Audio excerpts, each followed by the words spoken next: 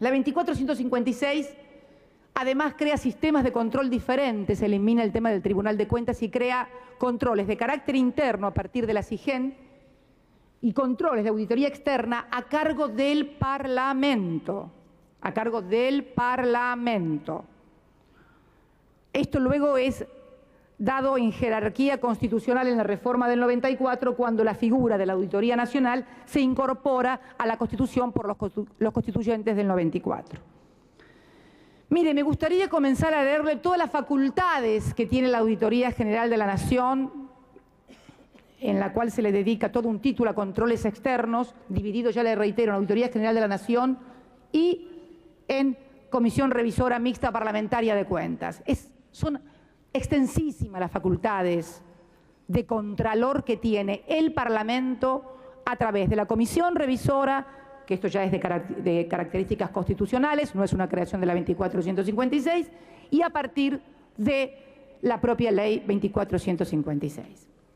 Pero ¿qué es también la ley 2456, señor presidente? En el artículo que estamos hablando y de materia presupuestaria. Había en ese momento toda una teoría acerca del gasto en las provincias y que las grandes causantes de los dramas que vivía la República Argentina, esto tiene que ver con el federalismo que viene ahora, porque algunos dicen que esto también afecta el federalismo.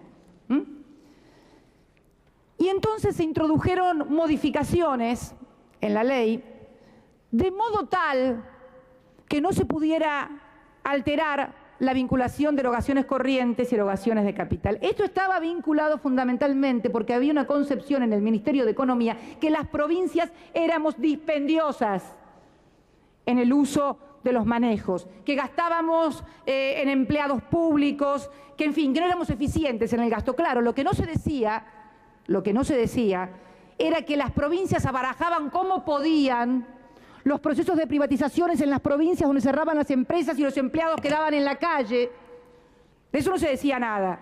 Las economías regionales devastadas por el 1-1, cierre de fábricas, etcétera, etcétera. Y claro, los presupuestos provinciales y los gobiernos de las provincias eran los que se hacían cargo de las consecuencias de las políticas de ajuste.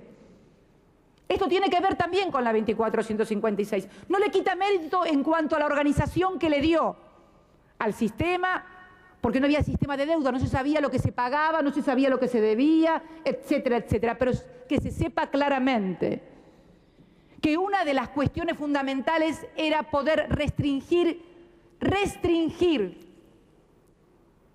la disposición por parte de las provincias en una caja, esto no es nuevo, en una caja única además, esto no es nuevo, esta es una vieja discusión que sostuvimos las provincias con el entonces ministro de Economía, Domingo Cavallo, siempre pasaba lo mismo en cada discusión de pacto fiscal, etcétera, etcétera, etcétera.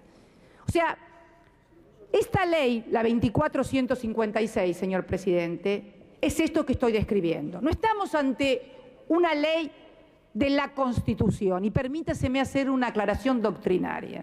Es obvio que es una ley constitucional y todas las leyes, en la medida que sean dictadas de acuerdo a los procedimientos formales que establece la Constitución y con las materias que pueden hacerlo y sin restringir derechos y garantías, son constitucionales, pero en realidad están las denominadas leyes de la Constitución. Por ejemplo, cuando tratamos el otro día la Comisión Bicameral Permanente, eso es una ley de la Constitución. El Consejo de la Magistratura, la Ley de Iniciativa Popular. ¿A qué denomino ley de la Constitución? Aquellas leyes muy específicas que la propia Constitución ha tratado cuál debe ser su contenido o no, y lo ha dejado, por ejemplo, fijado al Parlamento en un determinado marco. El Consejo de la Magistratura es el ejemplo más acabado de este tipo de ley. Hubo otras, como la que tratamos el otro día, en la que como tampoco hubo acuerdo, se dejó como facultad absoluta a lo que decidiera la mayoría calificada del Congreso. Esta es la técnica legislativa fundamental que empleó el constituyente del 94. ¿Sabe por qué, señor presidente? Porque no se habían puesto de acuerdo en nada, salvo en la reelección y el tercer senador. Entonces, como no se habían puesto de acuerdo en nada, todos decían cómo tenían que ser las leyes, más o menos acordaban algunas cuestiones básicas y fundamentales y el resto lo derivaban al Parlamento. Lo único que se pusieron de acuerdo fue en eso, en la reelección y en el tercer senador. Una deficiente técnica legislativa, debo decirlo, yo también soy constituyente y miembro de la comisión redactora, porque la Constitución del 53, por ejemplo, tiene otro sistema. Deriva también, porque después de todo, el artículo 14 y 14 bis son todos derechos y garantías que están reglamentados por las leyes que dicta el Parlamento, pero siempre las enunciaciones del constituyente del 53 son de carácter general y para leyes generales y no normalmente para leyes específicas. ¿Cuál es el caso de esta ley 24.156? Esta que le estoy diciendo, señor presidente. Una ley que viene a sustituir a la vieja ley de contabilidad que existía y que era un decreto ley y que en definitiva crea nuevos sistemas de contralor. Eso que ni siquiera existía en la mente de ningún constituyente.